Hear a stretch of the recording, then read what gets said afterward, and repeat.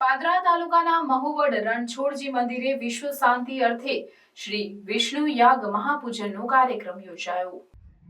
રણછોડરાયજી મંદિરના મહારાજ રાજુભાઈ સાઠે જણાવ્યું કે 1902માં આ મૂર્તિની અહીંયા પ્રતિષ્ઠા કરવામાં આવી છે। આવી મૂર્તિ આખા ભારતભરમાં ફક્ત અહીંયા જ આવેલી છે।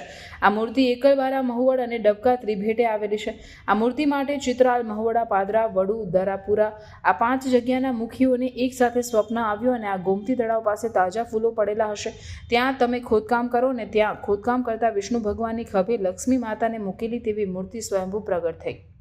બધા પોતપોતાના ગામે આ મૂર્તિ લઈ જાય મંદિર બનાવવાની વાત કરવા માટે વિવાદ ઊભો થયો। ત્યારે એકલબારાના ગગુબા ઠાકોર વચ્ચે પડી ચિઠ્ઠી નાખો અને જે ગામને ચિઠ્ઠી નીકળે ત્યાં ગામે આ મૂર્તિની પ્રતિષ્ઠા કરવી તેવું નક્કી થયું અને ચિઠ્ઠી નાખતા નાના બાળક પાસે ઉપાડી ત્યારે હનુમાનજી મહારાજની આજ્ઞાથી મહુવડનું નામ આવ્યું। આમ આઝાદી પહેલાં મૂર્તિની પ્રાણ પ્રતિષ્ઠા કરવામાં આવી। આ વર્ષે 179 વર્ષ મૂર્તિ પ્રતિષ્ઠાને થયા તથા દર વર્ષે ફેબ્રુઆરી માસમાં લક્ષ્મીજી સહિત રણછોડરાયજીનો પાટોત્સવ ઉજવવામાં આવશે। કાર્યક્રમમાં અમદાવાદથી મધુકરભાઈ ઠાકર, ઉત્તર સંડાથી પંડ્યા, અમદાવાદથી હરિભાઈ રાવલ, આનંદભાઈ પંડિત સહિત અનેક મહાનુભાવો પધાર્યા હતા।